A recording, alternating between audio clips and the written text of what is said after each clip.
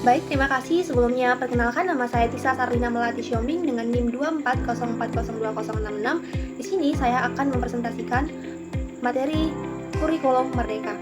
Nah, apa sih itu kurikulum merdeka?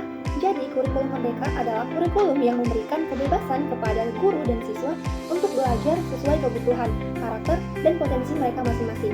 Jadi, guru tidak hanya lagi terikat pada buku atau teks atau jadwal materi yang kaku. Fokusnya bukan lagi pada penuntasan materi, tetapi pada capaian pembelajaran. Kurikulum ini juga mendorong pembelajaran berbasis proyek dan karakter, sehingga siswa bisa belajar dengan cara lebih aktif dan bermakna. Nah, tujuan dari kurikulum merdeka ada beberapa poin penting. Yang pertama, untuk mengembangkan potensi peserta didik sesuai dengan minat dan bakatnya. Yang kedua, untuk meningkatkan kualitas pembelajaran yang berpihak pada siswa, bukan pada target nilai semata. Yang ketiga, itu agar dapat membentuk karakter yang sesuai dengan profil Pancasila. Yang keempat, menyiapkan siswa menghadapi tantangan global di era digital yang terus berkembang. Selanjutnya, lahirnya kurikulum merdeka dilatar belakangi oleh beberapa hal penting, yaitu hasil belajar siswa di Indonesia yang masih rendah berdasarkan PISA dan juga asesmen nasional. Yang kedua, kurikulum 2013 ini dianggap terlalu padat dan berfokus pada penuntasan materi. Yang ketiga, guru dan siswa itu kesulitan beradaptasi dengan perkembangan zaman. Yang keempat, itu sebagai pandemi COVID-19 yang menuntut sistem belajar yang fleksibel. Nah, yang terakhir itu diperlukan pembelajaran yang relevan, sederhana, dan berpihak kepada siswa. Baik, selanjutnya kita masuk ke perbedaan kurikulum merdeka dan kurikulum 13 yang terlihat dari beberapa aspek seperti pendekatan, tujuan, guru, siswa, dan lain sebagainya di sini. Jadi, secara keseluruhannya itu, kalau kurikulum 13 itu fokusnya adalah penyelesaian materi, sedangkan kurikulum merdeka lebih ke pencapaian kompetensi. Kurikulum 13 itu cenderung terstruktur dan kaku, sementara kurikulum merdeka itu lebih fleksibel dan memberi ruang inovasi pada guru. Selain itu, kurikulum merdeka siswa juga lebih aktif dan berperan sebagai subjek pembelajaran, bukan hanya pendengar. Selanjutnya kita masuk ke prinsip dan filosofi kurikulum merdeka.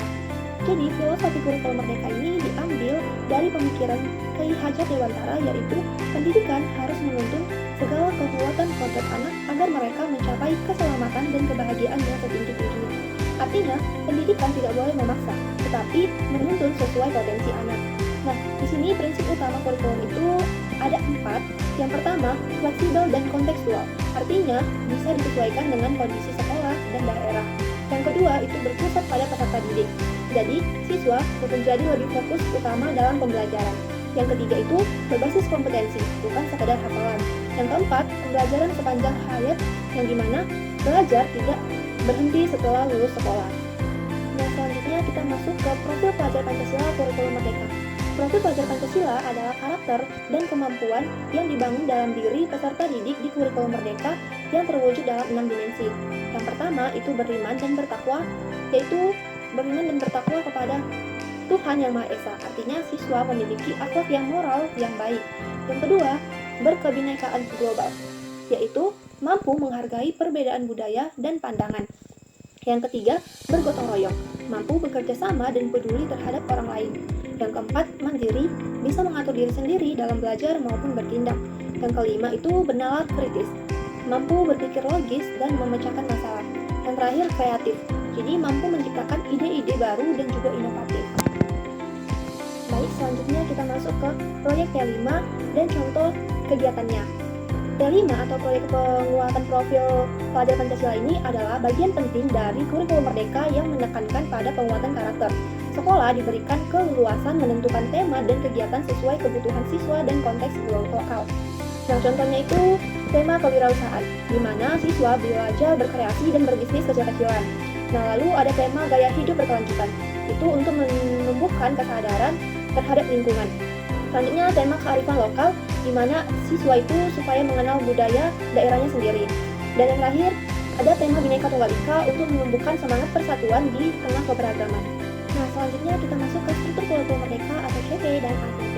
Kurikulum merdeka ini memiliki struktur yang lebih sederhana dan fleksibel dibanding kurikulum 13. Nah, struktur ini berfokus pada dua komponen utama. Yang pertama itu capaian pembelajaran CP, yang itu menggambarkan kompetensi yang diharapkan dicapai siswa pada akhir setiap fase pembelajaran. Lalu, menjadi pengganti KI atau kompetensi inti dan juga KD atau kompetensi dasar di kurikulum K13 ini. Lalu dirancang agar pembelajaran fokus pada pemahaman konsep dan penerapan pengetahuan. Lalu mencakup 3 aspek kompetensi, pengetahuan, keterampilan, dan juga sikap. Kedua, itu ada alur tujuan pembelajaran atau ATP, yaitu urutan atau langkah-langkah pembelajaran yang disusun guru agar capaian pembelajaran bisa tercapai dengan efektif. Nah, keduanya ini berfungsi agar pembelajaran menjadi lebih terarah, fleksibel, dan bermakna. Nah, kurikulum Merdeka ini juga membagi pembelajaran menjadi 6 fase. Yang pertama itu ada fase A, yaitu kelas 1 sampai kelas 2 SD. Dia fokus pada fondasi dasar literasi dan numerasi. Fase B itu dari kelas 3 sampai 4 SD untuk penguatan konsep dasar. Fase C itu kelas 5 sampai kelas 6 SD sebagai persiapan menuju jenjang SMP. Nah, fase yang ke D itu kelas 7 sampai kelas 9 SMP, tahap pemahaman lintas mata pelajaran.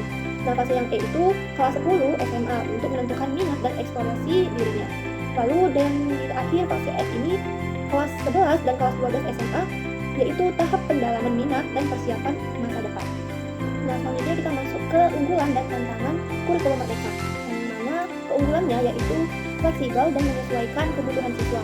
Lalu materinya itu lebih sederhana dan juga esensial, lalu berpusat pada siswa atau student centered, lalu menguatkan karakter lewat proyek P5, lalu mengembangkan keterampilan abad ke-21 dan juga mendukung pemulihan pasca pandemi dan guru berperan sebagai fasilitator. Nah, tantangannya ini yaitu ada kesiapan guru dan sekolah yang belum merata, lalu juga fasilitas dan teknologinya itu masih terbatas, dan juga adaptasi terhadap perubahan yang masih sulit dan penilaian otentik belum optimal, serta kesenjangan antar sekolah masih tinggi dan dukungan orang tuanya belum maksimal. Jadi bisa kita simpulkan bahwa kurikulum Merdeka hadir sebagai jawaban atas kebutuhan pendidikan masa kini. Baik, selesai sudah pemaparan materi yang bisa saya sampaikan. Lebih dan kurang saya mohon maaf. Sekian dan terima kasih.